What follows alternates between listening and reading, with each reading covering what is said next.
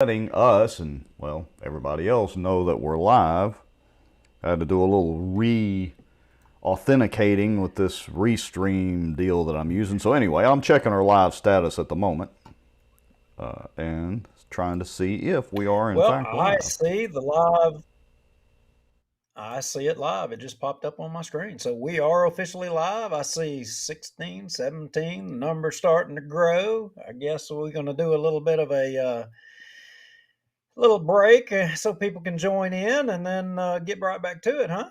Yeah, for those of you that might be new to joining in or whatever, we're going to do about a 2.5 minute countdown. That gives us time to get a little more prepared and also gives you time to tag friends, share it out, text a friend, go grab some popcorn because you're going to need it tonight. It's like Drama Central. And we'll be back in about 2.5 minutes. What do you say, Duke?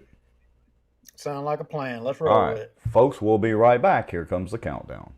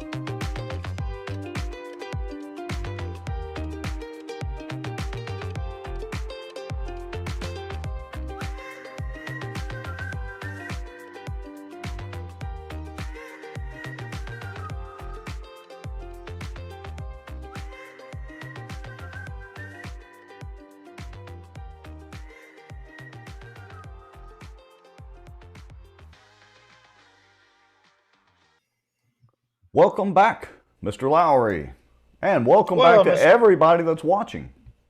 Well, Mr. Moncrief, looks like we are here for another show. We got a lot of folks watching, eager and waiting. Yes, we do. Sound off, everybody. We want to see your comments. We want to know that you're here. We want to know what you think.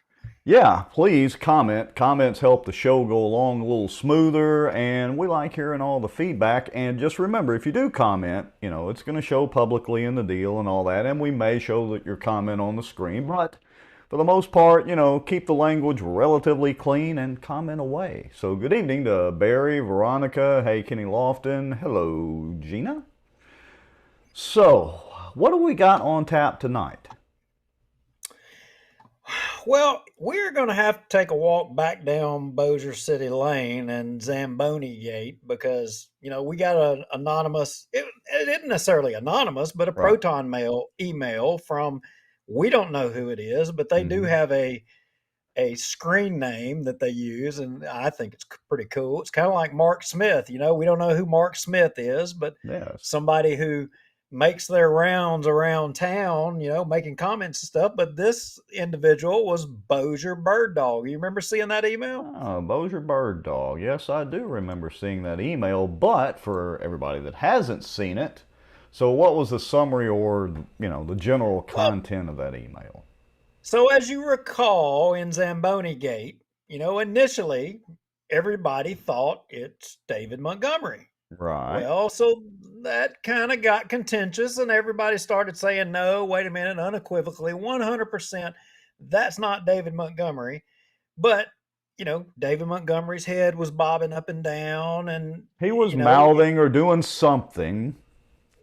yeah, he was, we still don't know exactly what he was doing, or I don't know that we'll ever completely know the truth, but Bozier Bird Dog went into detail and, Mm-hmm. kind of credit, because I got to be honest, what he pointed out, I did not see. But if maybe it was a different video, but he pointed out a KSLA video where Mm-hmm. just on the edge of the screen and in cut 3, you'll be able to see what he had pointed out and he had highlighted and sent to us. All right, let me You see if can I can get to see that, but yeah, go ahead. you can see Jacobs just barely in there. Now, in the actual video, you can see, I mean, he points out, Mm-hmm. you can see Jacobs lean forward as if to, and towards David as if to say something or gesture something. Mm-hmm. The problem is you, just like David, you can't see his lips moving, you just see his body movement. So what you've got is you've got David's body movements at the same time, and you got Jacob's body movements at the same time. Right. So Jacob said he said it. you know I don't know, but Right. Well, let me see if I can get this cut pulled up here real quick. So give me a second here. I was trying to get everything organized at the last moment as usual, but let's see here. All right, so this is going to be a little fuzzy. Okay, and so that's the arrow that you're talking about, correct? yeah, in that video, and I guess it was the KSLA video that Mm-hmm. they showed, you could just barely see him, in the video leaning towards David and movement. And I would argue to say movement that was comparable to David's movement at the time the Zamboni, argument or statement was being made. So, does it say that? Yeah, it may have been Jacobs. I don't think it's 100%, but You know, we'll never know. I don't think. there are different theories, and for those of you that are new to the show, I am not going, as much as I really want to push the button, I am not going to play the Zamboni video again because we'll be laughing through the rest of the show. But you can go back, like, I don't know, the last 2 shows we've played it ad nauseum. And it is hilarious and still a big deal. It just seems like lately, a lot of things have been going on in Bossier and the North Louisiana area involving political happenings. I mean, people starting to get kind of violent. The whole Zamboni thing. We had the deal over in Minden. There's a deal going on at Cedar Creek School in Ruston. We'll talk about that probably on Louisiana Watch some Thursday night. So I don't know, Duke. So, Just a lot I, to talk about. I'm just going to revise my position and say it's not conclusive. I'm just not sure now. I'm in the not sure camp. Well, But what I do know, go ahead. I was going to say, here's what we can say definitively. Somebody at that council meeting threatened to run over John Settle, of all people, with a Zamboni and called him an SOB, and still hasn't apologized to John. John released an article in the Inquisitor, I think it was Thursday or Friday, so go check that out, where he discusses, the situation with the Zamboni. And hey, to John's credit, he used a screenshot out of the video that we published on the cover of the Inquisitor. How about that? Yeah, okay. Good Well, evening, David Johnson. Hello, Bobby, Miss Judy, Grady. Hello to all of y'all. Grady Davis says, let me put this comment out there. Grady Davis says, I have to think that the Bossier complex and the Bossier church are built on some kind of burial ground because there's a lot of people saying things and denying it. I don't know, Grady. You may be onto something there, but so tonight's hot topic. Are we going to jump right straight off in it, or do we have any other things to beat around the bush about? Because Oh, there's a lot we could talk about, but there's a lot with this hot topic. And so, as most of you, or probably some of you at least, saw, we did a little scheduled post deal and basically, teased out a church massacre. So, that leads right off of Grady's comment about First Church, otherwise known as First Baptist Bossier, First Bossier Baptist. I don't know what it originally was. I guess they've kind of gone non-denominational. well, it was originally First Baptist Bossier, Okay. and then it's now become First First Bossier, First Bossier, officially. First Bossier, and we officially named it First Church. Right. So, And so what and folks, here's the thing I want to say right off the bat is that anything that we talk about tonight concerning First Bossier, First Baptist Bossier, whatever, is not against the church itself as in the membership, as in the corporate membership of the church. What we're going to talk about are things that are going on apparently at that church. And, I'm not a member. Duke, I don't believe you are either, correct? no sorry, Bob. Okay. So this is information being shared to us, plus information that we were, some of it in the past at least, a little bit directly involved concerning political stuff. And when you mix politics and a church, it usually doesn't end well. I'm not saying churches shouldn't get into politics. If you want to, fine. Get rid of your nonprofit status and go get up on the pulpit and talk about all you want. But if you're going to maintain the nonprofit status, and if the church is going to really truly be about spreading the word of God and Jesus, then maybe you ought to leave most of the politics out of it unless the political topic of the day happens to be directly related to religion. Maybe it's attack on freedom of religion or something. So anyway, there's my little soapbox for the evening. Yeah, and Rex, you pretty much. I mean, I don't think all I could do is butcher what you just said. And we try to make this show fun. We try to joke about a lot of things and make light of things, and hopefully in a way to make people, try to understand what goes on in local politics. That's really what we're centered around, is local politics. But politics meets church. I mean, and this is a subject that has to be addressed. Like you said, we have addressed it before. And even before this show, you and I, Rex, we recognized this coming like a freight train years ago. Oh, Years yeah. ago. Yeah, without a doubt, because, well, of past political races. I mean, as well as anybody. There was a situation in the District 8 state rep campaign, that whole deal. There was a situation with both Ryan and Robbie Gaddy, who were basically chased away from the church with pitchforks and torches. Robbie suffered greatly, and I don't want to sound like a cheerleader for the Gaddy side, but this is a pattern going on with this church. And look, in that same deal, and I mean, it trying to maintain balance here, because it's hard to not get mad and to be able to control it. And I haven't ever really got out there about this, but interestingly, that race and you're talking about, I ended up on BBC. I ended up on Al Jazeera, Yes, you having did. death threats to me and my family from around the world. Mm-hmm. And interestingly, one of my opponents was a First Bossier person, still there. One of them was a former.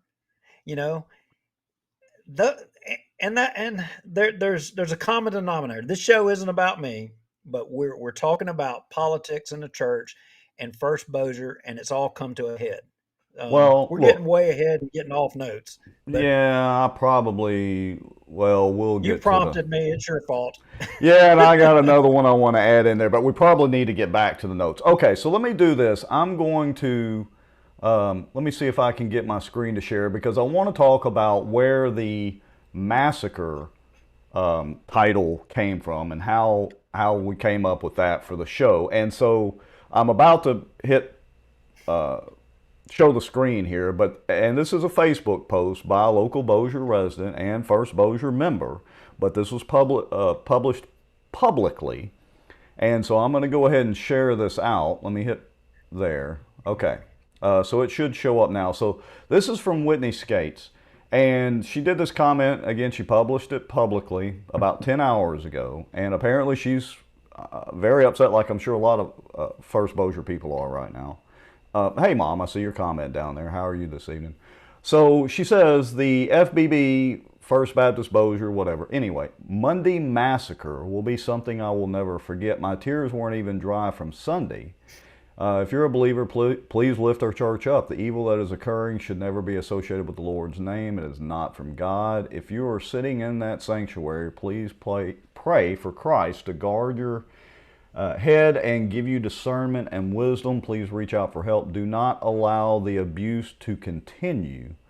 There are people in our community willing to help. This cannot be allowed to stand.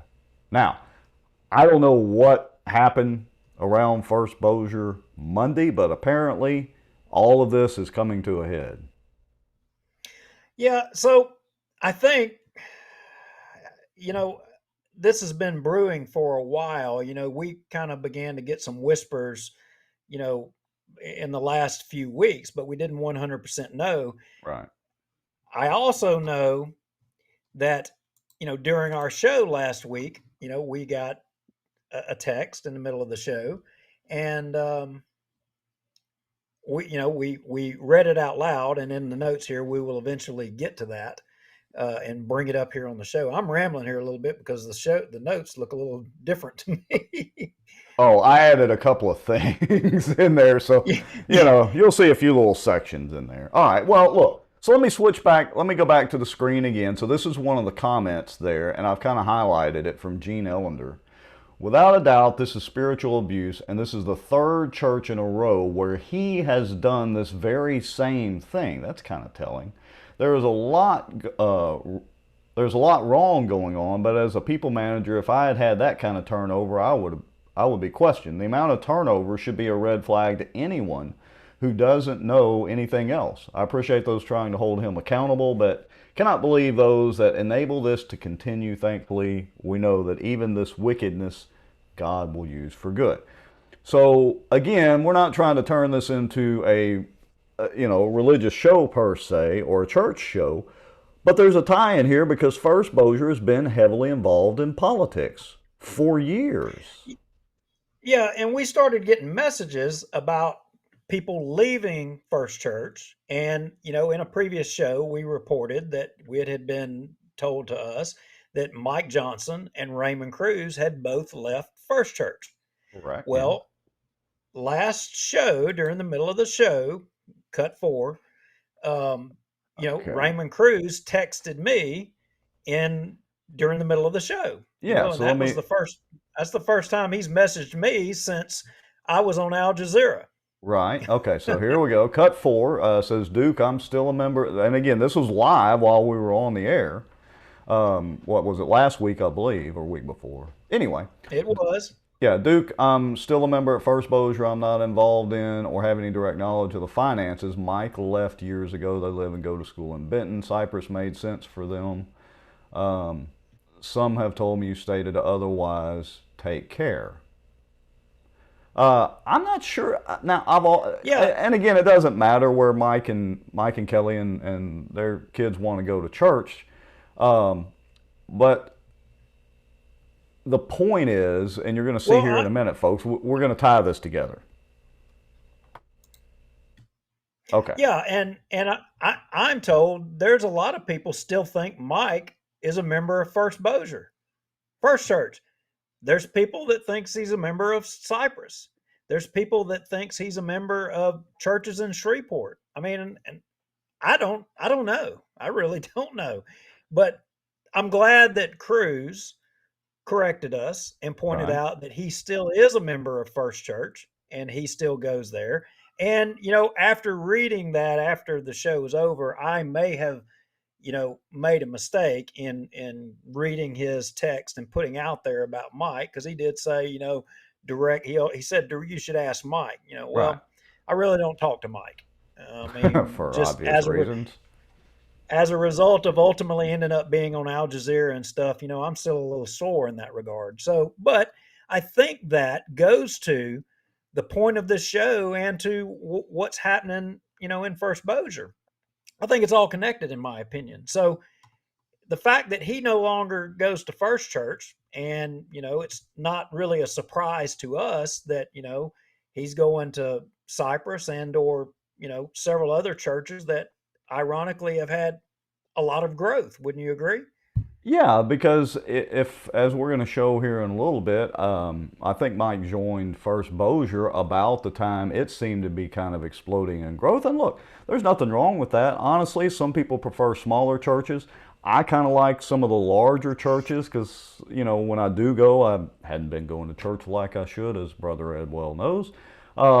But I like to see their technology and how they do the worship, and I like to listen to the worship music as well as the word. But also, of course, one of my gifts is the tech side, and so I like to see how they do that. And so everybody kind of has their I'm the total opposite. right. I don't like the big church thing because all the lights and all the big stages and all that, it seems like churchtainment to me. It's like it's True. not as much about the message anymore.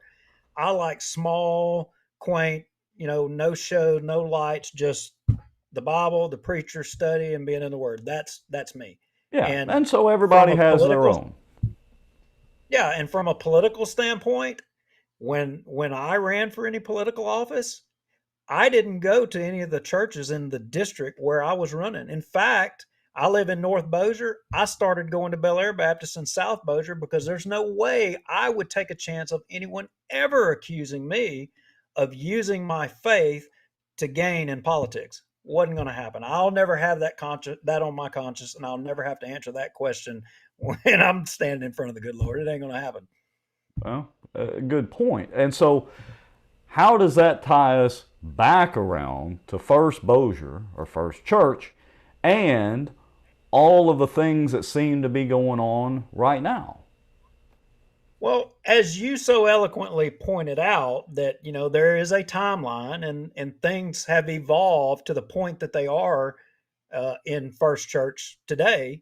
There's kind of a timeline. I mean, and almost if you look back and you look at the timeline, you can almost connect the dots and kind of put things together. And so, there's a lot of reports now coming out of First Church, about the problems. Mm-hmm. And again, reiterating, like we said, we're not necessarily surprised, Right. because we've talked about it in previous shows and we tried to raise awareness. Maybe it wasn't subtle. I mean, maybe we were a little aggressive in the past, but I would say subtle. We could have been a whole lot more aggressive, Oh, yeah, a and whole lot more. a whole lot more. So I think we kind of held back a little bit. And anyway, so I'm jumping ahead on the notes. Well, all right. As you know, So, as well, you know, we featured the First Church on them trying to take over a political party. And right. why? Remember that? Yes, we did.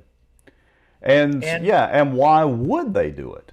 And we also highlighted back in our show was in March, um, and they had a service like a week or so before that.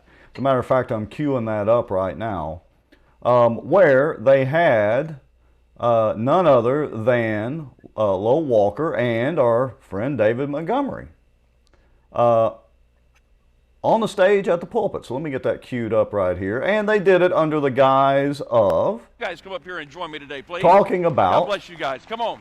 the water towers. All right, so I'm going to pause it right there. Okay, and so this is from our show back then. And so there's Lowell Walker, and there's David Montgomery. And the odd thing about this, somebody else brought up to me, I could be incorrect here, is that David's Catholic. And there's nothing wrong with being Catholic at all, but you don't usually see somebody who is of the Catholic faith coming up on a Baptist, or at least used to be Baptist, stage to address the congregation. I mean, I'm not saying there's anything wrong with it. It's just kind of odd. Are you sure he's Catholic?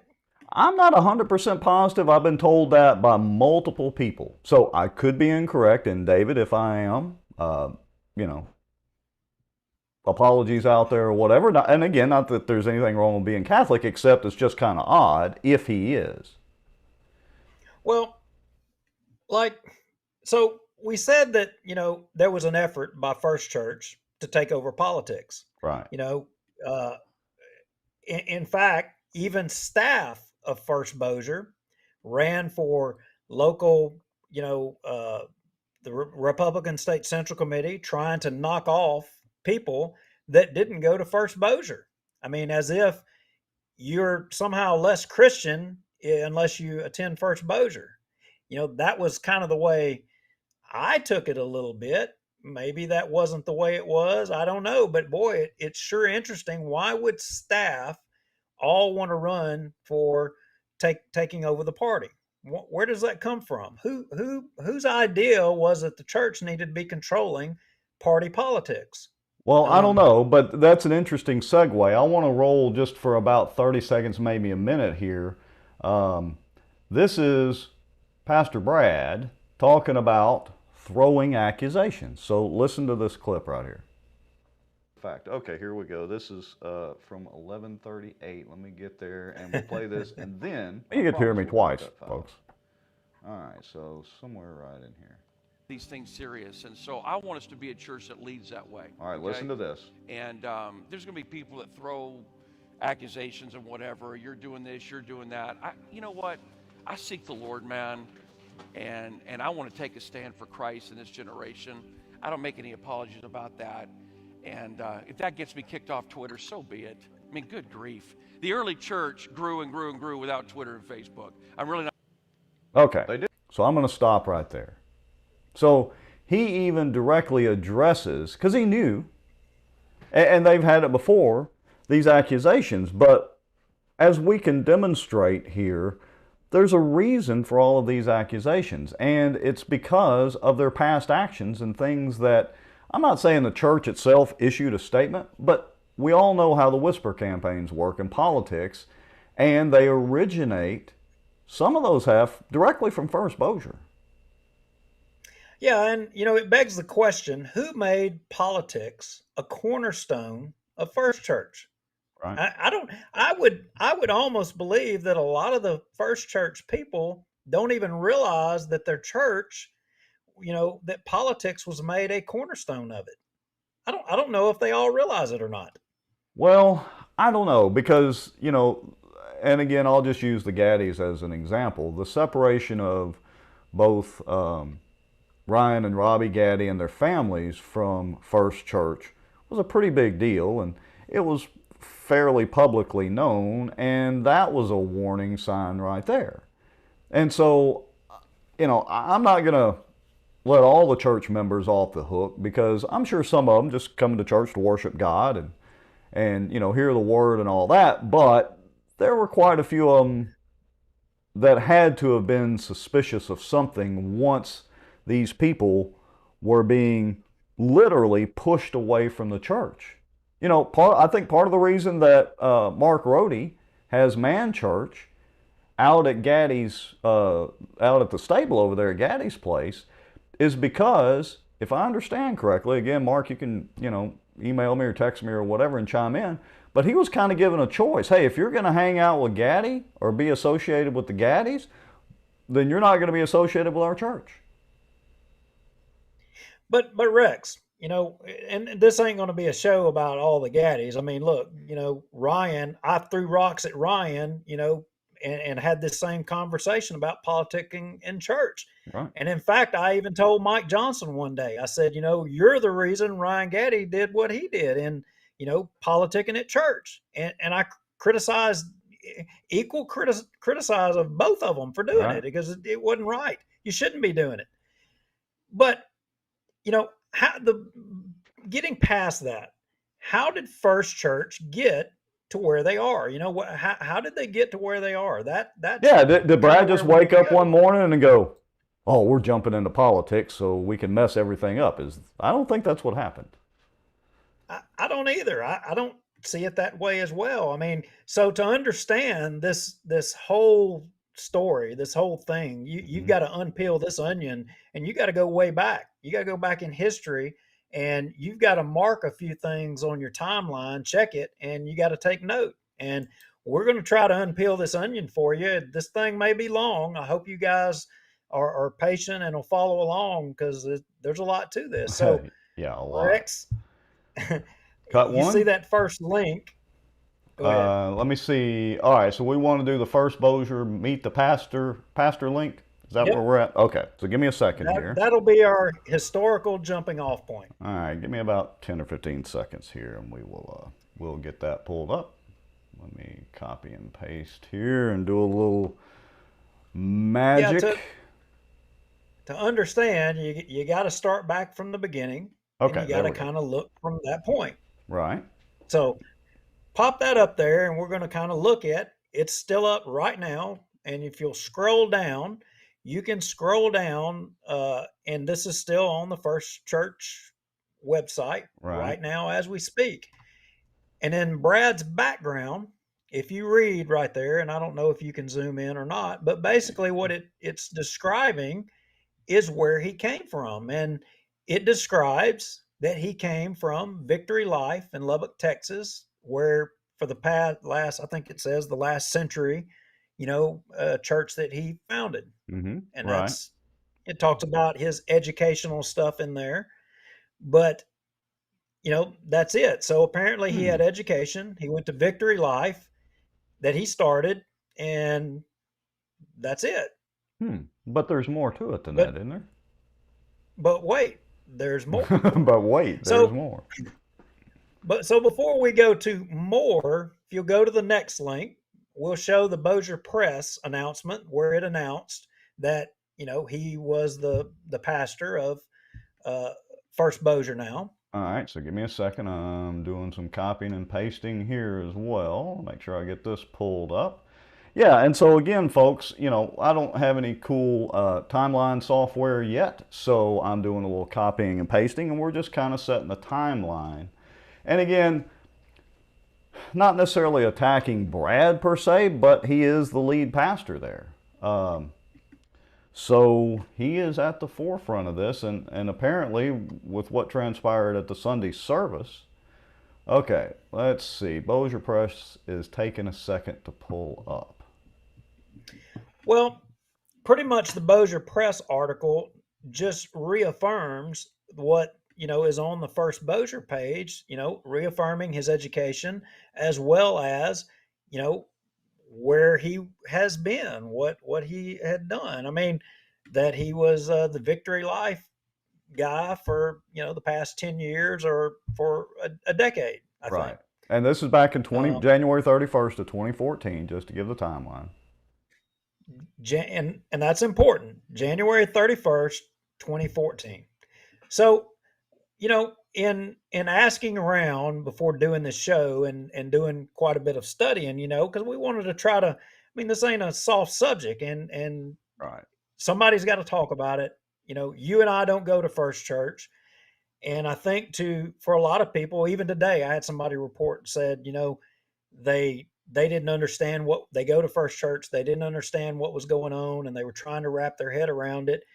And they didn't believe anything at first, but then all of a sudden today, now they do believe it, and they're literally, it's fluid. So um, when Brad came to First Church, this is what I learned, that he actually had a detailed background check.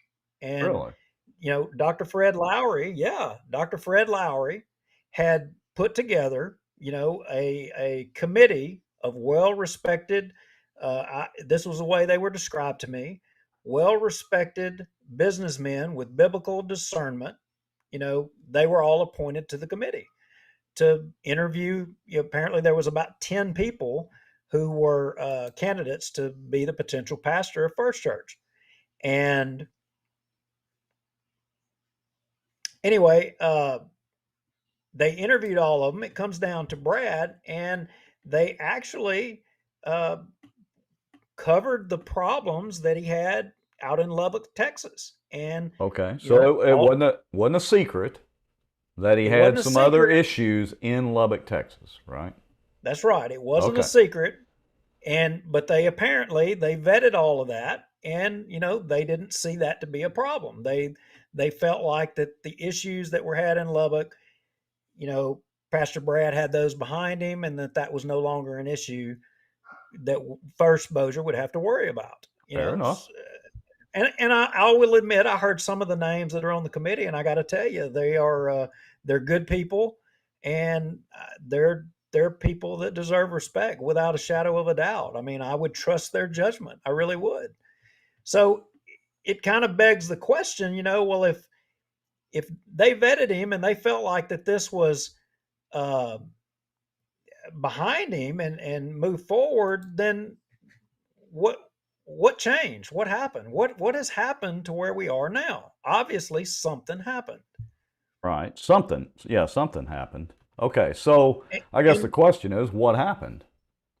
right, and so around that time, there was said to be approximately 3,000, church people in church membership, is what I'm told. Okay, I don't know that that's an accurate number, but that's the number that was told to us. And January 2014, that was when he officially became the pastor, and he as well.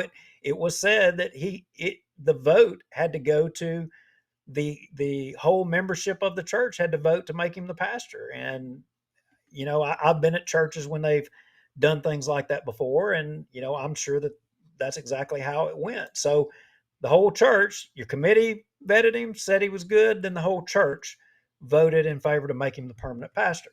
So okay, now let's jump to, we're going to take a step back where he came from, Victory Life. So okay.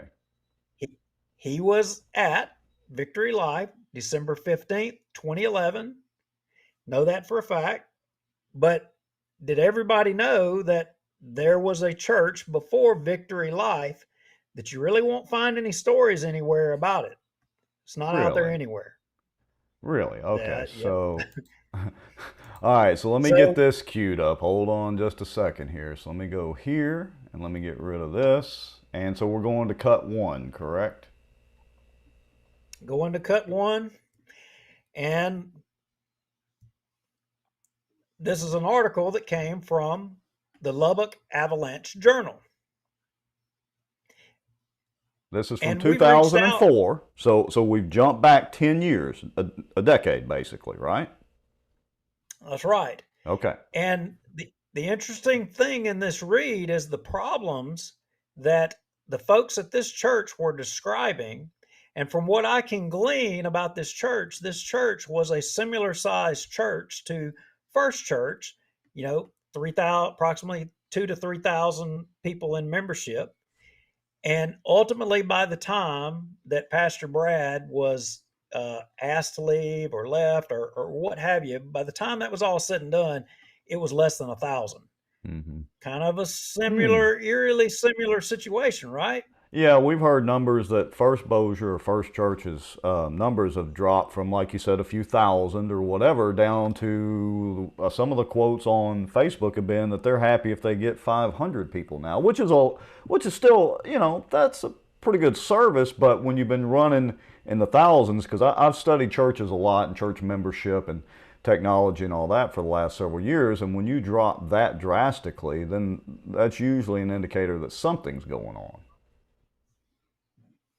Yeah, and the one of the interesting things, I don't know if it's on this page or if it's the next page, was some of the in this article was talking about, was it in this one, Rex? I can't remember. Can you get to the second page on this? No, we've only got. I think this was a single page. This one was. Now there's the cut two, which is the Victory Life email.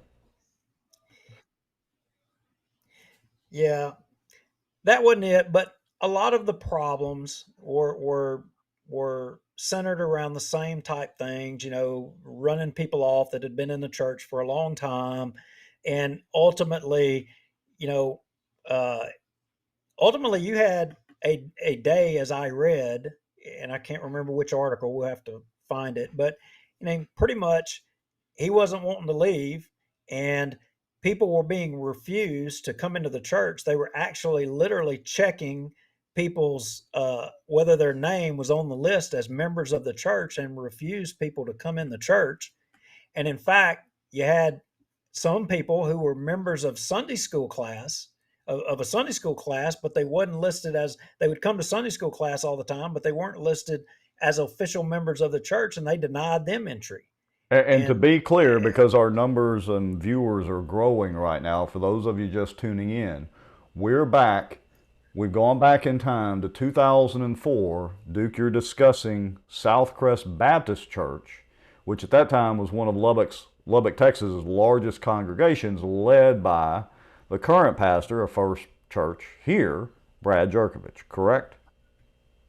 correct. So Okay, and it's a that very church was, similar pattern going on. yeah, and so he left this Southcrest, and it gets a little fuzzy, but kind of the understanding that we have, or that what we were told, is so he leaves Southcrest, and he had followers, Mm-hmm. and he goes and starts another church, which is Victory Life, basically dividing the congregation of Southcrest. He takes those folks that are following him and starts this new church. Okay. And so after he starts this new church, he rocks on over there for probably about 10 years, all the way up until the time that he comes to First Church. Mm-hmm. But it said that things started getting rocky at even the church he started, the second church, the Victory Life. And I guess cut to, Okay, let me go we to had that one. we had this sent to us, and I can't validate this or what have you, but this is email, obviously, that was had the names marked out and all, but it's discussing some of the things that went on at Victory Life, and talking about how, you can see there yesterday Brad fired I can't tell if that's the 10th or 19th staff member in 1 year. Right. And as usual, the staff members have a family, and now has no job at Christmas time. Well, let's pause right there for a second, because Jeff Luce, who I think was a former, or may still be current, but I think former member of First Church, commented that we're looking for the Avalanche article dated September 2nd of 2004. I didn't look to see what the date of that other one was. I didn't honestly pay attention, even though I highlighted it. Yeah, that was the one, Jeff. But here, folks, for those of you that are watching, and we welcome all of you in all the commentary, good or bad, whether you agree or not. But for those of you that are watching that are current members of First Church or First Bossier, does this not seem eerily similar to what is going on right now?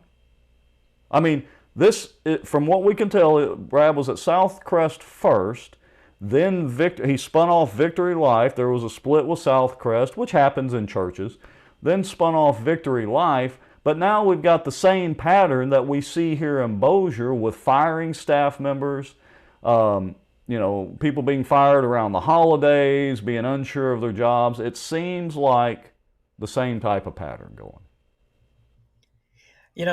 And like in this email, it says he has been talked to and confronted by many, but he won't listen to anyone. We have tried kindness and gentleness. We've tried frank, open confrontation. Nothing works. He has two personalities. He can be friendly, outgoing, and a visionary, but he lies. I'm going to skip down. There are some fine men who have stood up to him and tried to reach him, but to no avail. I mean, I think the guy probably did come over here with good intentions. I think that he really did. But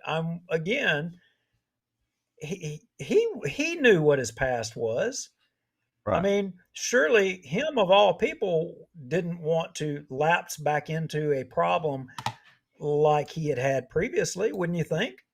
You would think so. You would think that God would be able to use him and mold him to do better the second time. But some people, and I hate to say this, but again, I've seen this in studying some churches, large and small, honestly, it doesn't matter, where some of the pastors, it becomes less about the message and sharing the message and more about them individually sharing the message. And I hate to say it, but some of them get the holier than thou attitude and they don't listen. And that pattern seems to be here from what we've heard in Bossier. It seems to be the same thing. And folks, this does tie in politically. We are not sitting here just trying to attack First Bossier, the church, and the church membership. There are some underlying problems here that are directly related to politics. Yeah, so, here we are today. Now First Bossier sits at, from one time, and again, estimates that we had heard, of membership to the tune of 3,000. And, it was reported to us that, over the past few weekends, literally, I guess somebody sat and counted, attendance, and they recorded attendance at being around the 485 mark. I don't know if that's correct, incorrect. Maybe folks that have been at the church on these Sundays can attest whether or not those are accurate numbers or not. But I think that if you go from, 3,000 seems like an extraordinary number. Maybe that's just 3,000 membership. Maybe that's not attendance on a Sunday. Maybe the 485 is not the attendance. I don't know. Maybe folks can correct us or tell us we're right or wrong.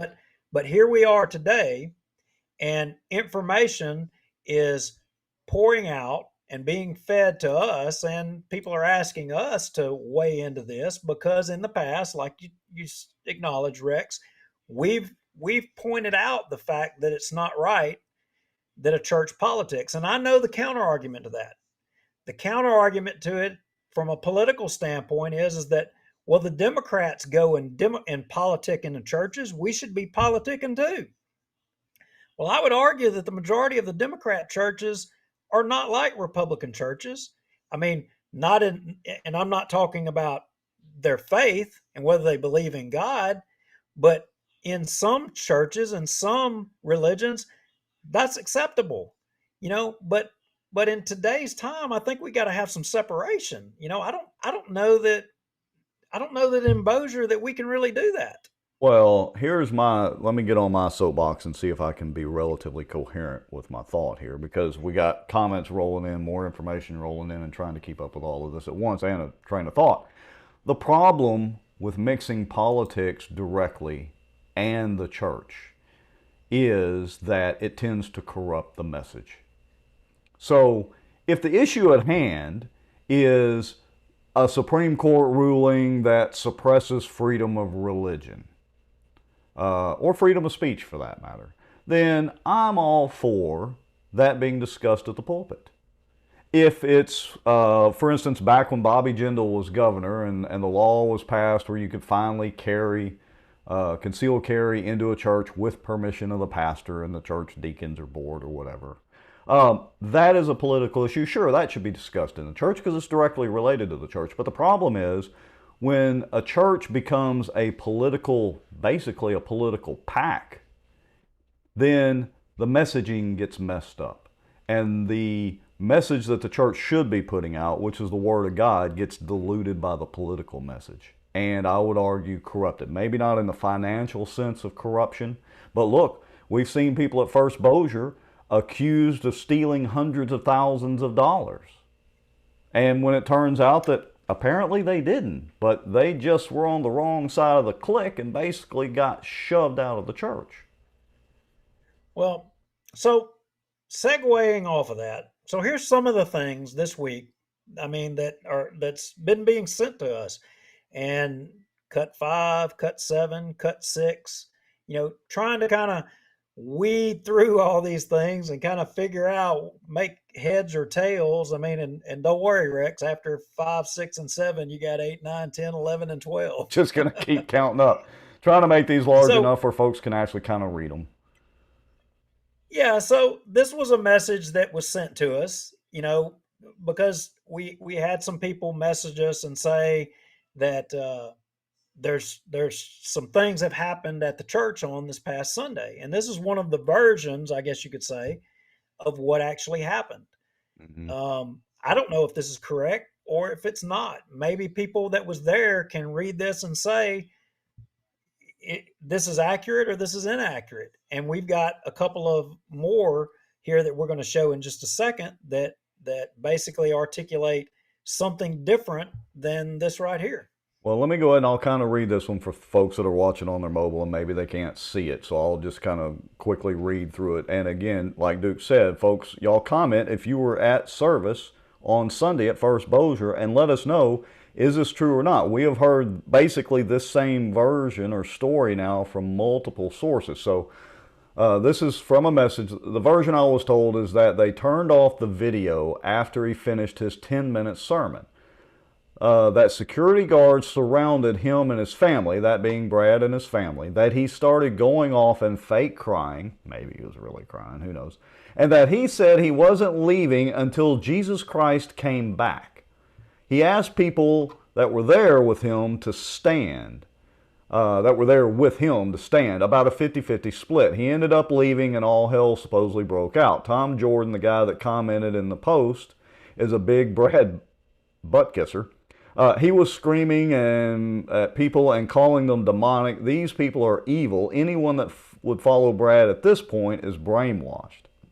So if anybody was there at the service and can verify this or not, or say, no, that's not what happened, I was there for the whole service, let us know in the comments and we'll be glad to correct this. Okay, so cut 7 All right, will hold actually on. be... Hold on, let me throw a comment out here. So Judy, I'm assuming, I'm going to put this comment out there. Judy, I'm guessing that you were there at the service. So Judy Madden says, no security surrounded him on the pulpit. All right, so possible correction to this. All right, so let's go to the... And, you know, sometimes people's memories... you know, with this version that we just showed could be incorrect, especially in the heat and the emotion of the moment. So we're going to cut 6, correct? Cut 7, yeah. Cut 7. Cut 7 was actually the Tom person that in that previous message was describing. And this was what he posted, you know, and how he described the service Sunday at First Church. Yeah, so Tom says it was awesome today. More love and emotion in that service than we have had in a long time, especially when Pastor Brad said he is staying for a long time. Excited? Yes. Loved the standing ovations. Okay. So that was one. And then now, cut 6. All right, but let me also pause for a second. So this is Whitney Skates, and her comment is, no, not from the pulpit, I guess talking about the security or whatever. They were on the floor by his family in plain clothes. So again, it's kind of this witness thing, you know, people witness accidents, crimes, or whatever, and you have to kind of figure out what the story is from all of the various angles. So Whitney says that the security didn't escort him basically from the pulpit, but they were on the floor by his family in plain clothes. Okay. Okay, so another version, cut 6. All right, so let me go back to cut 6 here, and let's drag this out here. Okay. Just told, and Jeff commented, so Jeff is watching the show. Jeff, maybe you can add some into this if you want. Just told me they were trying to blame Jeff Luce for starting that fire, and said he stole $300,000, same whisper campaign. Where have we heard that term before? Same whisper campaign BS they do to Fred, or did to Fred. So let's talk about that fire for a second, and let's talk about those whisper campaigns. Well, hang on before you jump ahead. I know you don't like following notes, show notes. No, just get on a roll with it. You got to rein me back in here. I got to pull your reins back a little bit.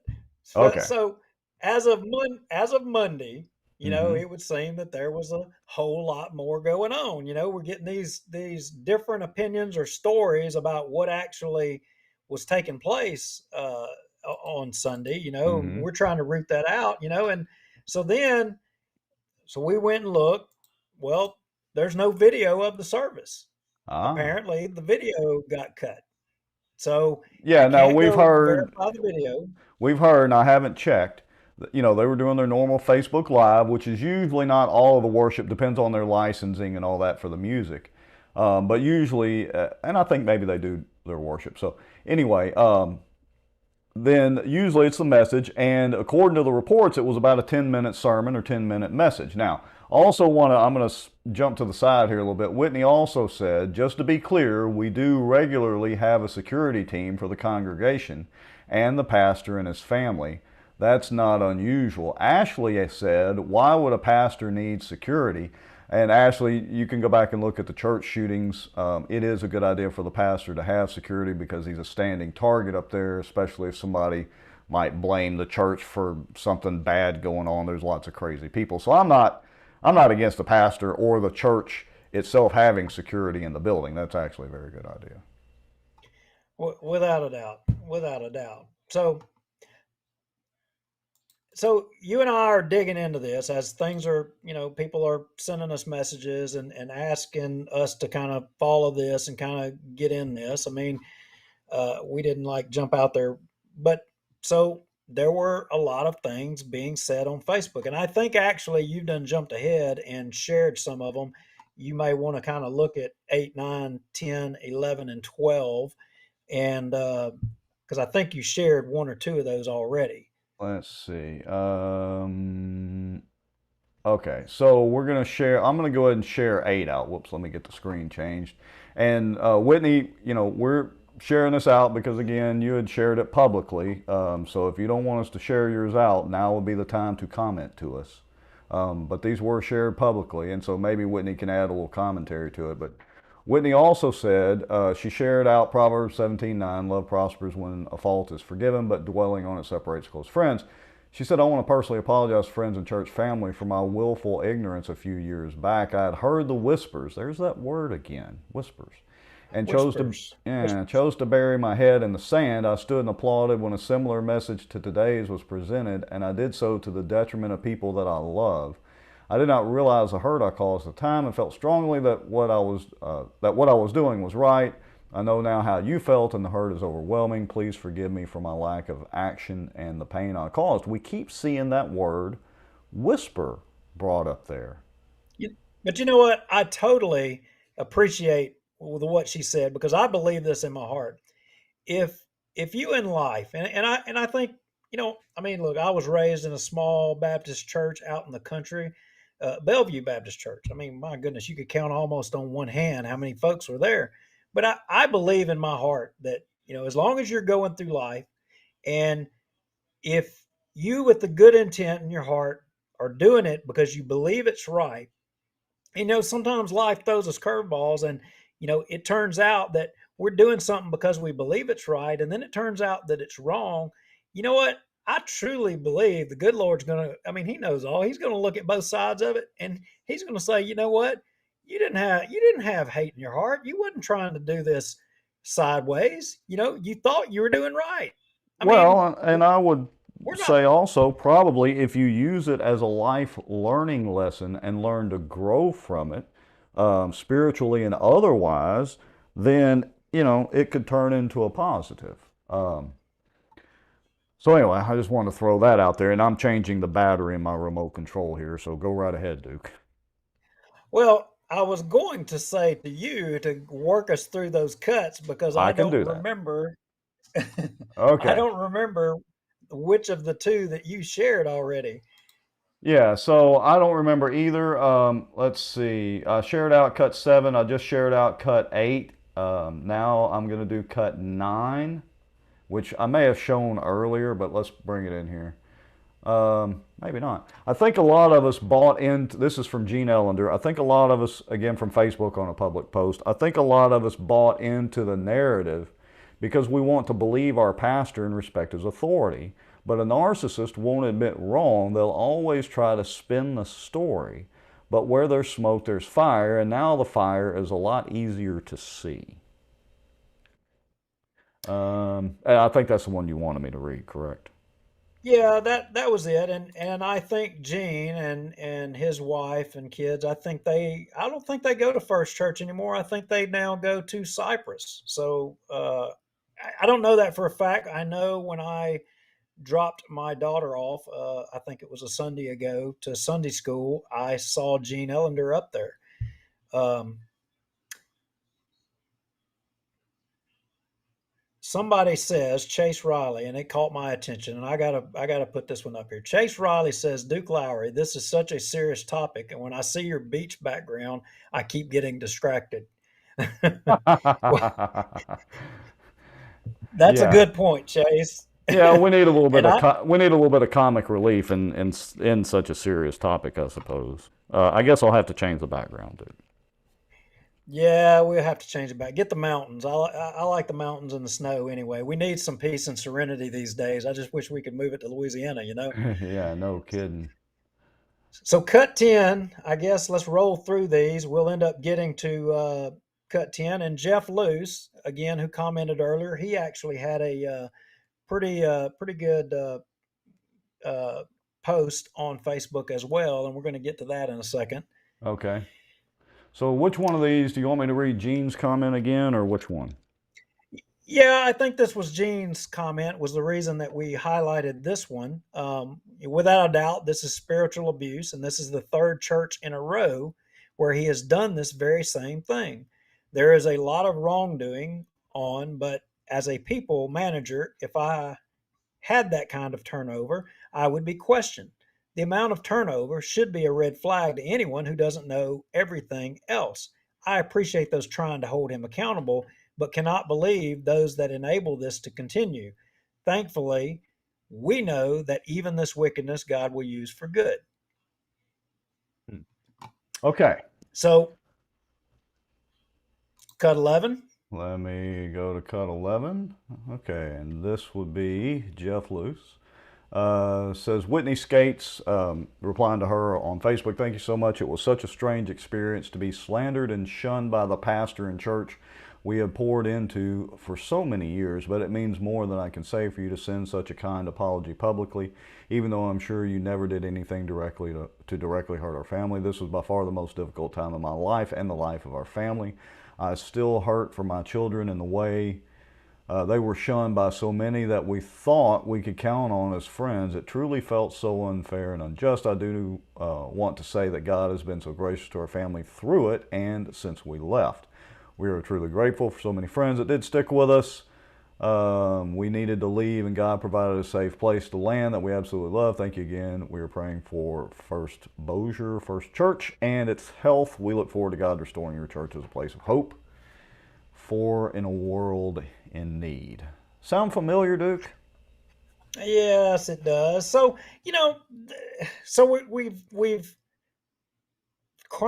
chronologically covered how this began, how Brad came to First Church, and up to kind of where we are right now today. Some of the comments that members of First Church, former members of First Church, are sharing, about things that are going on. I mean, and I think those are good comments. Having grace, showing grace, and being nice. I mean, those are all good things. Right. But it's still there's business to attend to. Yes. So why has this happened? And what's going on? And what exactly happened? So that's still kind of a question. What brought all these apologies? What brought all of this to a head? And as you know, and I know, and what we learned, and it was shared with us that there was a draft document that was being sent around, or that is sent around, and I don't know 100%. I hear rumors. I heard that there was a list of folks have signed this draft letter. It was given to Brad, and Rex, you and I haven't talked since this. I just heard this afternoon Mm-hmm. that Brad gave to everybody who signed that letter a response by email to all of them. I don't know what was in that response, but he responded to all of them. And I don't know if you have that draft up close or handy, but No, I don't, but I can get it. It'll take me a few minutes to get it put together. so in that draft, we'll just describe it. We don't have to go to that one. We can go to the other document that, you know, kind of started making it around today. Right. But, you know, and again, the folks that were at church on Sunday can confirm or deny. But what we were saying was that the Sunday service, you know, Pastor Brad got up and spoke, directed that okay, Got it. yep, there is the draft document there. All right, so folks, and again, the reason that we're sharing this document, we weren't at first because uh, we couldn't confirm that this had actually been sent to Brad, but now we've had apparently more than one source confirm that it was sent to Brad, and he has responded via email, and also that this may be some of the reason for the theatrics at Sunday's service.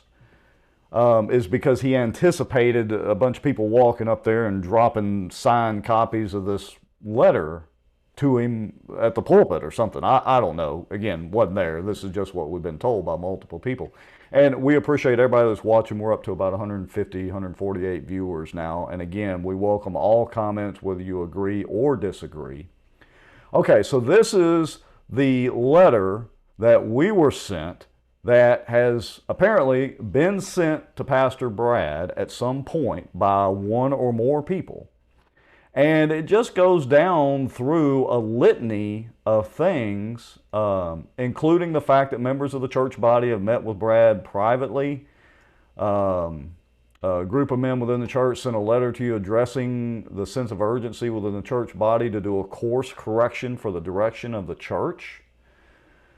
What else, Duke? I'm just kind of going through here. There are 4 areas: misrepresentations and omissions of details surrounding dismissal of certain staff members. Again, that goes back to the high turnover rate, and that is a red flag.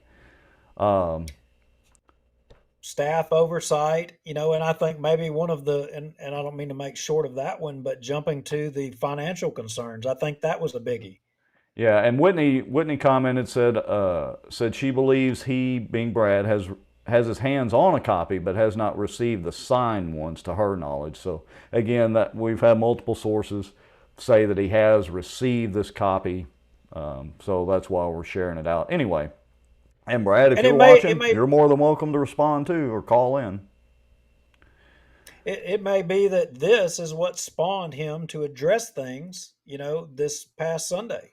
I Right. mean, maybe that's the case. I don't know, but you know, he specifically was called out here regarding the bylaws of the church and Right. issues pertaining to the finances of the church. And what I'm told is that unequivocally on Sunday that, and again, I wasn't there, but this is what sources say, that, you know, he said that it was a lie that he had refused to turn over the financials, that wasn't true. I don't know if he did or if he didn't. Maybe folks watching can confirm or deny whether that's accurate or not. You know, Right. it's also said, you know, there was a little bit of discussion earlier about the security. Randy Boyette Sr. says it is. It is, I'm guessing, true. I think that's what he was responding to. True, about the finances or not sending them or whatever. Randy, clarify that for us, please. Okay, never gave us access. Here we go. From, is it Twilla or Twyla Robinson? Never gave us access.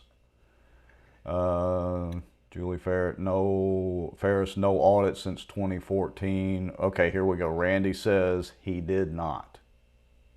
Okay. All right, so go ahead, Duke. Sorry. So he did not give up the financial statements. Yeah. Okay. Boy, you get into reading these words, and Right. so. But one of the other things that kind of struck me that what was shared with me is that Pastor Brad, and when we're talking about the security thing, you know, maybe suggested that his family was being threatened, that there were people trying to divide the church, and those people were threatening his family.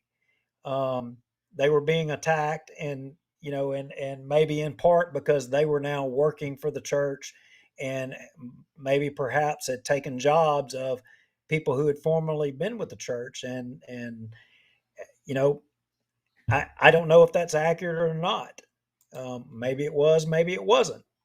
Yeah, and I will say this, Duke, you know how the mob mentality can be sometimes. You know, people get worked up about things, especially about church as well and their church family, and sometimes clearer heads don't prevail. So, you know, it is a fine line between, um, let's say, being upset with the direction of a church and the way things are being operated, you know, and demanding information versus threats. So that could be a legitimate concern for a pastor.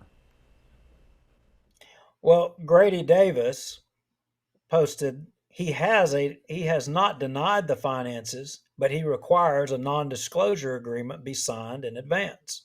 And that's not unreasonable. I mean, it's a church. Their finances are not public unless they Well, choose to make them public. I don't know. Wait a minute. I don't know about Yeah, that hold one. on. Yeah. I just caught myself with that.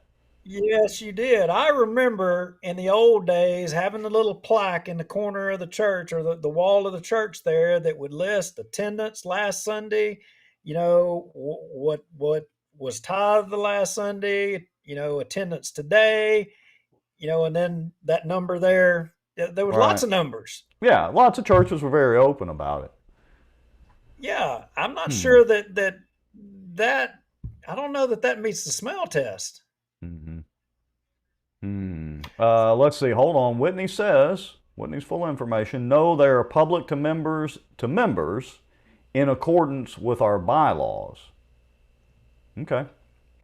Let's see. Jeff Luce says, I was the finance pastor in 2018 and was attacked and slandered by Brad because I provided the finance records to the finance committee. And now we're getting first-hand information, folks. Wow. You Uh, know, Jeff, I don't think we've ever met or whatever, but I've heard that story. Let me rephrase that. I've heard the whisper campaign, and then I've heard the correct version as well. And so, yeah, I'm sorry you had to go through that, buddy. yeah, I fall on the side of that, you know what? It needs to be in the light of day. There shouldn't be anything hid, from the members of the church. Right. The church is not one man. The church is, Not the all church's of us. money, it's God's money and the church membership's money. Yeah, I agree. So Okay. moving along, Yeah, moving but along. moving along, I mean, but you know, what do we know or what we do know is that we've got an idea of how things kind of went the direction that they went. I mean, I think maybe part of it may be because of uh Brad. I mean, he's been down this road a couple of times before, but were there any contributing factors that helped steer him in this direction? And I got to tell you, don't go to First Church. And nothing against the people. I've got a lot of friends there, and I love them. I know they're good people. But me personally, Duke Lowry could never go to that church because I don't know. I don't feel right about it. I feel like it's kind of churchtainment. I'm not judging the folks that go there, but I'm just that's just me. So, but I have an idea, and maybe I'm tainted because of this. And I'm getting to cut 13 as to why I'm saying that. All And right. go ahead, Rex. Well, yeah, I'm not even sure where I was headed with that. I would agree with you 100% that again, and I want to restate for the, 150 some odd folks that are watching now that weren't here in the beginning. We're not doing this to try to bring down First Church at all. This is because there are things going on at that church that have been going on for a while, and we're going to start getting to them right now, starting with this photo, that tie that church directly to politics. And therein lies the problem. Because, Jeff, I can tell you, and I'm sure you know better than anybody, you are certainly not the only person who has been attacked from that church. Okay, so Duke, that's cut 13 there. Yeah. So when again? Let's take a walk back down memory lane. When did Pastor Brad come? When was he made the pastor at First Bossier? I think we covered it earlier, didn't we? Yeah, Wasn't that it? was right about that article from Bossier Now was, when was that, 2013, 2014? I believe it was January 2014. Right, yeah. And and here you go right here. August 2014. Boy, it sure didn't take long, but you look right there in the room, and I'll be the first to tell you that I see one, two, three. I can tell you there's three people in there that I pulled the lever for in elections. I Yes. did it. Yeah. And one of them, U.S. Senator David Vitter running Right. for governor. Then you got now current U.S. Senator Bill Cassidy, Right. and you see now Congressman Mike Johnson kind of back there in the background.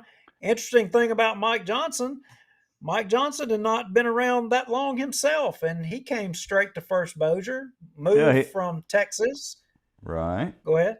Yeah, I Moved was from going to Texas. say, didn't he fill out his voter registration for in Bossier Parish? What, around 2013 maybe or something like that? Is that correct, Duke?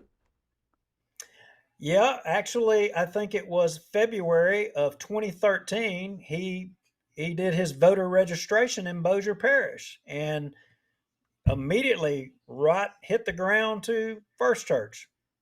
Right. And you also see Mike's best friend, Alan Seaball, State Yeah, Representative Alan Seaball, sitting over there on the left under with his head under the lamp, kind of sitting there. and you see also sitting there at the table with Mike, you see Richard Ray, his law partner, Mm-hmm. now Assistant City Attorney, Bossier City. Hmm. You earlier showed, there on the stage, Low Walker. You showed David Montgomery.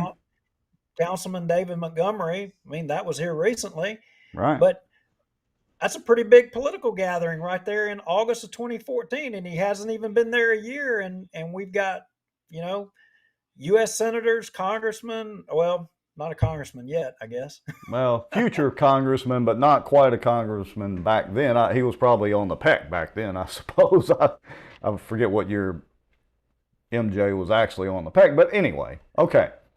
All right, so, and Jonathan brings up a comment here, so let me add this comment in just to be fair. Jonathan says many prominent religious figures are speakers at big political conventions nationwide. No issue with national politics. Local gets a little personal.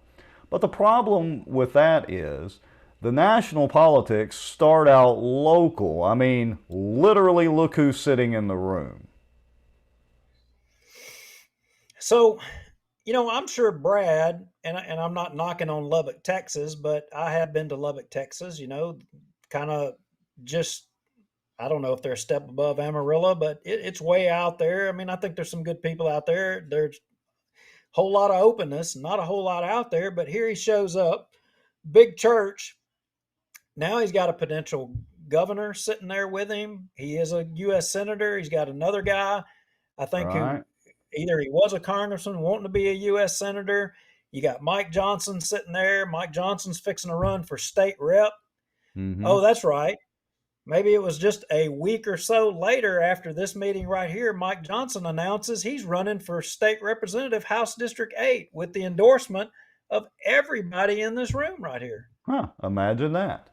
Folks, this is Imagine not that. coincidence. It's not like they all accidentally ended up in the same room. It's just not an accident. I want to let's pause there for a second while you're gathering your thoughts. So we have a comment from Mr. Dana Beck. How about Brad asking a Sunday school class to not record the conversation after the finance pastor and a concurrent Sunday school leader was let go? His purpose for speaking to the class was to explain why said pastor was relieved of his responsibility. And the plot thickens. Okay, so circling back, we're back here to 2014. We have all of these politicians, future politicians who were instrumental in the church and the ousting of others in the church and getting you on Al Jazeera, but that's a whole other story. I won't mention any names. Yeah, an interesting thing.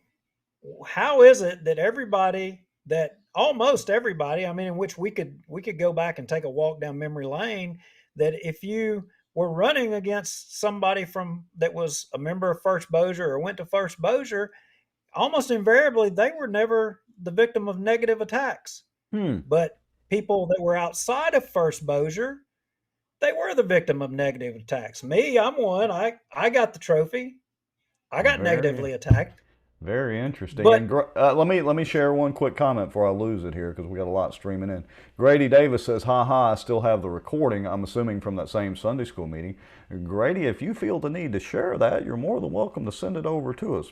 BossierWatch@protonmail.com, or just email us. I'll give you an upload link depending on what size file it is, if you feel like sharing it out. Okay. Anyway, Duke, sorry, I keep taking us back here. yeah, and you know, I don't think that I don't recall, Dr. Fred in his days, just prior to this, I don't recall Dr. Fred marching politicians up on stage. Probably, I mean, I don't know that you can be the biggest church in the parish and not have a little bit of, politics. You have to. You can't completely get away from it, but you draw a line and you try to not let your church be used for political purposes. Somebody said earlier, if there's a social issue, like let's say, for example, abortion, everybody here feels strongly about abortion. I mean, are there people that are uh, pro-abortion? Yeah, there are. And should we be preaching to folks and trying to tell them about what's wrong with that? Yeah, Sure. absolutely. But marching politicians up to give the mic to, and no, we shouldn't. Well, And or look, like we showed earlier, marching two politicians up on the stage to talk about the water towers that were completed 6, 7, 8 months prior to that, and marching the politicians up literally weeks before the election is just blatantly obvious. Now, if he wants to have the current governor come up there and give the word and pull out his Bible and deliver the sermon, hey, I'm all for it. But let's keep the politics out of it. Don't make it obvious. Okay. yeah, without a doubt. And these guys, they're not the only ones, and I would argue that, and most of the folks watching, they know who the people are that are the politics hustlers. I Mm-hmm. mean, I could start rattling off names right now. It's some of the same people that sought out to negatively attack me, to multiple people. They're the same ones. They did it. Yeah. They're the ones that brought this to you. And I know it, Rex, you know it. I mean, a lot of the folks watching, they may not know it, and we've talked in previous shows that when we talk about issues in our community, you know, we're we're we're we're talking about people that might be friends of yours, neighbors of yours. Unfortunately, in some cases, it may be people that are family of yours. Right. And boy, you want to talk about when it touches home, when you start talking about somebody's family member and they're having to swallow that pill that their family person might be on the bad side of something. And you know we're not we're not trying to make this personal. I mean, we're human, we have to control our emotions as well too. But we subscribe to that idea that the best disinfectant for things are to shine a light on it. Let's put it all out in the open. Let's talk about it. Yeah, Right. and again, I've said it, I don't know how many times now on the show, this isn't to try to bring down First Bossier or shame any of the regular church members and attendees there. It's to point out the behind the scenes, keeping, with our tagline of keeping an eye out for Bossier. We're letting you know what's going on behind the scenes with a lot of this and bringing it to light. And we appreciate everybody that's watching, everybody that's commenting. As a matter of fact, let me put this comment up here, another one from Jonathan. He said, guys, this happens at every large church in America. Doesn't mean I agree with it, but it's happening. That is very true. There's always drama going on at churches. I'll tell you from firsthand knowledge, even at small and medium-sized churches, even churches as little as 25 to 50 members, I've experienced that. But that still doesn't mean it's right. And when it's tied into political happenings and campaigns, that's where I've got the issue with it and where we're bringing this up. So, Duke, what's this? This is cut 16 here. So how is this Yeah. So, related? well, there again, that's Jeff Thompson when Jeff Thompson was running for state representative, and he's got then Governor Bobby Jindal sitting by his side on the front row of a church that wasn't his church. Again, Yeah. what do you think? Kind of my thing is if it's not your church and you're in a political race and you're going and visiting that church, I know what one person would say. They would say, well, you know what? All the believers at the other church have a right to know that you're a Christian. Right. So does that mean you need to go to do we need to have all politicians from now on go to every church everywhere? Well, and how it becomes a race. A lot of make pastors your faith into a race. A lot of pastors have an issue with church hoppers, and that's literally what that is. That's right. That's okay. Right. So let's go move along. Let's get to cut 17, and we're going to get into the next phase of this. And First Bossier had a big loss a long time ago. They had a fire. Remember that? Yeah, burnt the thing down, and they just got through rebuilding it not too awfully long ago, right? I assume they're finished now. Yeah. Well, anyway, this one here, this was one of the ones that we had shared in a previous show. I mean, you remember that show, Rex? Yes, I do. Where we had to own up to some mistakes when Bill Cassidy kept stubbing his toe and tripping over himself and changing feet in his mouth.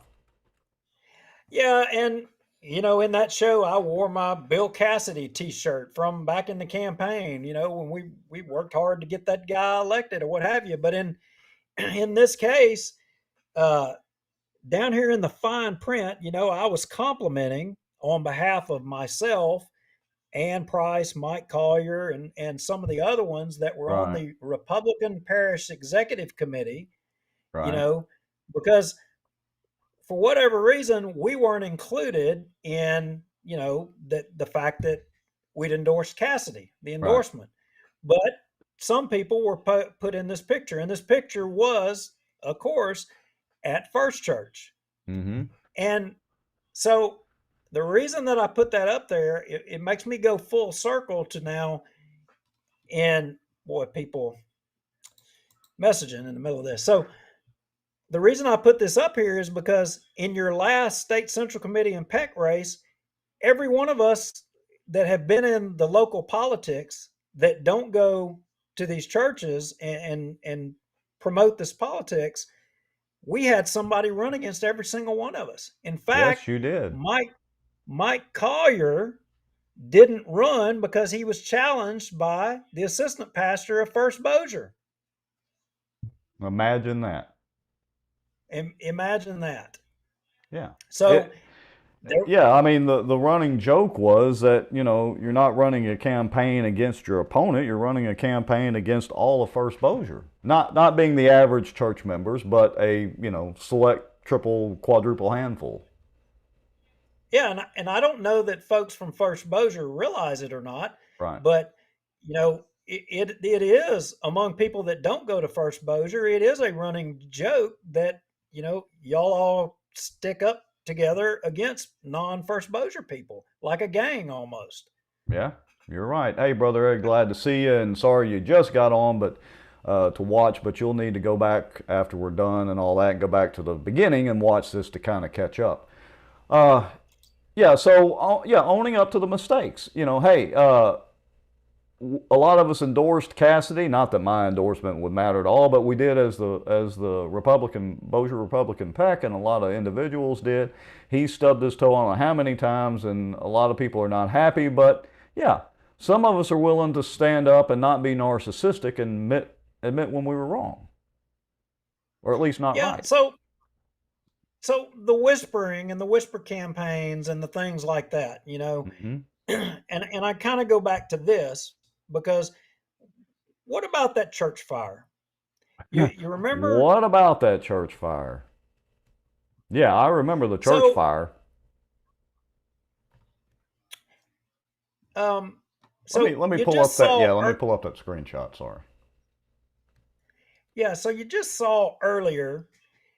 So you saw earlier that one of the messages that we got, not that one, Not that You're one. jumping to the end. You're Okay, jumping to sorry. the end. Which screenshot am I supposed to be on?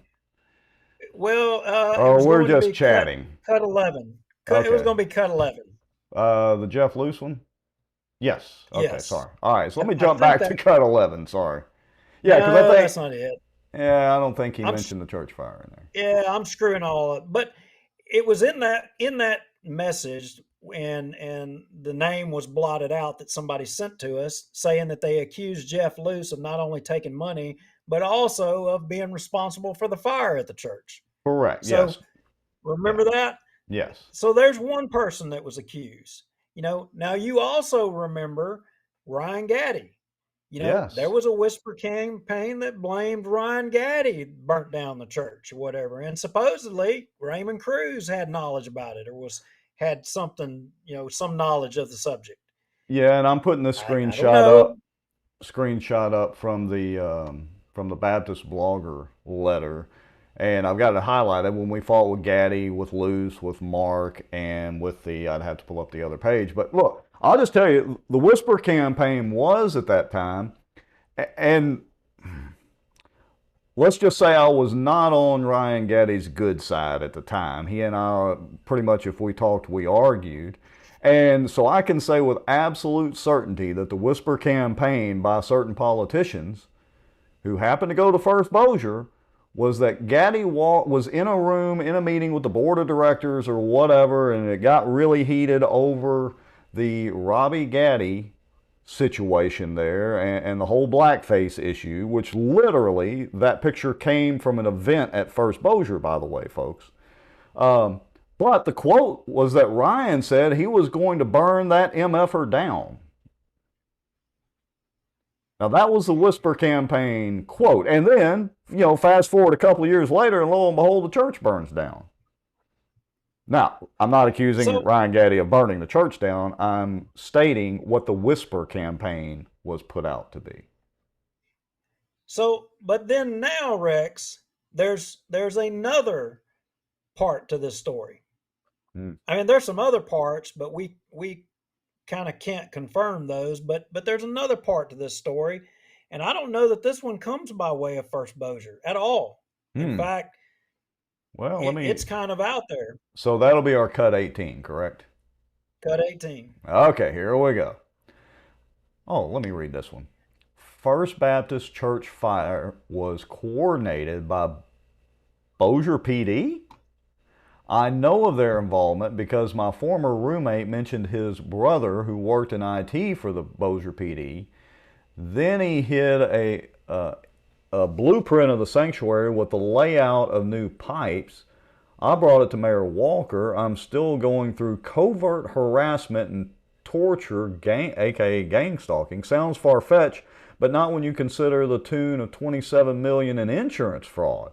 All right, this one's out there in left field a little bit, but could there be any basis of truth in this? I don't know. I don't know the person that made this post on social media. I mean, I don't personally know them. I know who they are. I don't personally know them. But what I will say is I seen this years ago, or I say years ago, right from when the fire happened, and even to most recently. And what I will tell you is that I've followed this a little bit. The message has been consistent. It hadn't changed. It hadn't wavered. There's been a consistent message here, and it hadn't wavered much at all.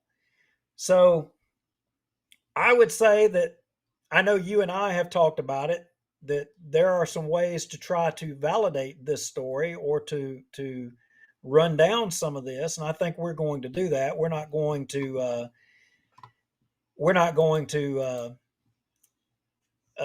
talk about how we're going to try to get to the bottom of this or whatever. But somebody messaged me and said the mortgage wire hit the insurance wire, that was the cause of the fire. I don't know about that. So now we have a conspiracy between Jeff, Ryan, and the Bossier PD. Well, Something you got that. something odd is going on at that church, or with the You know, certain leadership of that church. Let's put it that way. well, somewhere up in the comments, I saw someone make reference to the fire started immediately after somebody left in an Hmm. office. I Let me see if I I can don't find know. that one. I'll You see if know, I can find it real quick. But all right, so we're at an hour and 34 minutes. We still have 170 people watching. Thanks a lot, folks. And we hate that it's under these conditions with this topic. But then again, our show is not about showing off pretty flower gardens in town. It's about keeping an eye on the political and important happenings in Bossier Parish and kind of giving the inside baseball, so to speak, of a lot of what's going on. So we appreciate everybody watching, everybody commenting. So, Duke, it sounds like there's going to be more to this church drama coming up in the future, I would guess, because I know I've gotten plenty of messages today, and you've gotten probably 3 or 4 times as many as I've gotten. we still, and I don't know if you have it ready, but late. I think when we were I was coming home from the office. I think you had already made it home to your office, and we had gotten uh, a document with that was pretty. It was about 4 pages. You remember that? Yeah, and I've got it ready so we can put it up there. Sure. Grady Davis, thanks for commenting again, Grady. Grady said that the fire started in Ray's office long after Jeff resigned. Yeah. So I will say that we had some, and maybe some of the folks watching can confirm this or not confirm this, but there have been reports to us that there were attempts to finance construction before the fire, and that there were denials for that those projects, denials for the loans. I don't know if that's accurate or inaccurate, but and I'm not trying to put conspiracy theories out there, but we're just trying to put everything that's being said out there for consumption, everything that we know, everything that we're hearing, and let you guys make the decision what's up, what's down. Because the truth of the matter is this won't be resolved until all of it sees the light of day. And I think in that 4 page letter, in fact, someone made a quote in there, and I would love for you to, whoever wrote that, to that quote, which is, in my opinion, exactly what we're doing here tonight. Yeah, I think that was on the last page, was it? Let me see It here. was on the last page. Yeah, give me a second. I can pull that up. And yeah, folks, and look, we don't hear something from one person and necessarily stick it out there unless we can absolutely verify it. So usually when we put stuff out there, we've heard it from multiple sources and feel that it's worth getting the word out. Um, oh, wait a minute. Sunday school. So do kind of scan through there. I'm going to put this quote on the deal. Sunday school teacher were giving a given letter on Monday. They were relieved of teaching. They also relieved people from being deacons. We had heard that basically the whole children's ministry had either walked out or been sent away from the church. So I'm assuming, so correct me if I'm wrong here, I'm assuming what this is concerning, this comment. Okay, Duke, Yeah, is this the... yeah, I think it is, but I can't see the quote. It's blurry on my screen. I think I've got a little bit of a lag happening on my end, maybe. Okay, let me look and see. Local churches baptized. We're going to evaluate the church. Um, think about the definition of insanity. I don't see it, but let me look on this other page. Maybe we're just overlooking it. My eyes are about to cross now anyway. John 5. Uh, Well, that document, I think I had saw on the way home that Whitney Skates had actually shared that document, yes, and she I'm had. not I'm not sure exactly where that came from, but I think that anyone that went to First Church or is wanting to know. In fact, I think Whitney Skates, when she shared it, she said if you wanted to know what was going on, that, and she shared a link to, where that document was. Um, and it was pretty detailed, and it was some pretty amazing things in there. And if you're a member of First Church, I'm gonna leave it with this. Uh, you know, hang in there. You know, work through it. Don't give up. Fix your church. You know, it is a staple of the community, and a church isn't about one preacher. It's about Right. the people, and it's about its mission. And you know what? I mean, things have been tied, and you got to fix this. Right. That's what it's Yeah. about. Shine a light on it. Yeah, Terry Norris says pray, pray, pray. I agree 100%, Terry. We're shining the light on some of this because we've been asked repeatedly. This is the number one topic for the last couple of weeks. We've kind of teased it out a little bit, and so now we're taking a deeper dive into it. Ms. Robinson said that these are about the Sunday school teachers getting the letter. And then I said, was this the children's ministry? She replied in the comments, said, no.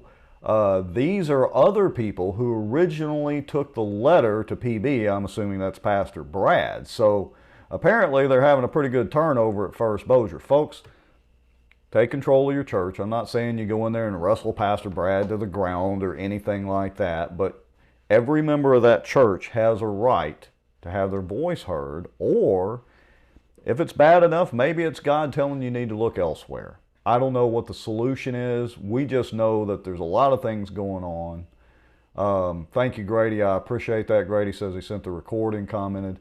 I just know that we're shining the light on this because we have had a lot of messages from a lot of different people about this subject. It does concern the community. It does concern politics. And we're out here keeping an eye out for Bossier. Yep. And to our friends, keep your head up and hang in there and pray about it. Good Lord's got our back. It's all good. That's all going to work out in the end. Hey, we appreciate everybody watching, everybody commenting. We're at 170 people right now at an hour and 41 minutes. That's crazy insane. Again, y'all make sure and hit the subscribe or follow or get notification button, like and share it out. We try to do this for those of you that are new. We try to do this every Tuesday evening. If you have information you want to share to us, you want to keep it somewhat completely anonymous for that matter, set up a free protonmail.com account. Don't put any personally identifiable information. Send us an email to bossierwatch@protonmail.com. We do read every one of those and take a look at it. If you feel like donating us some coffee money, go to bossierwatch.org. There's a donation button. You can donate it if you want. If you don't, that doesn't matter. We're going to keep doing this anyway because, well, it's fun and we like getting information out to folks and we like hearing from everybody, good or bad, whether you agree or not. So, Duke, what else you got for tonight? Oh, coming up next week, we've got to share some more out with the plan. At an hour and 45 minutes, we're probably a little late to be sharing some of that out. But we do have more on the civic plan with the city council and wrestling control back of the city. So we have some more of that information coming up, plus a whole lot more. Yeah, it looks like our connection is getting unstable, so I think we should probably. And I think standpoint. Thank you for hanging in there, and you guys have a good evening. All right, appreciate you, Duke. Appreciate everybody watching. Thank y'all, and we will see you Thursday night for Louisiana Watch and next Tuesday night for another edition of Bossier Watch. Thanks, everybody.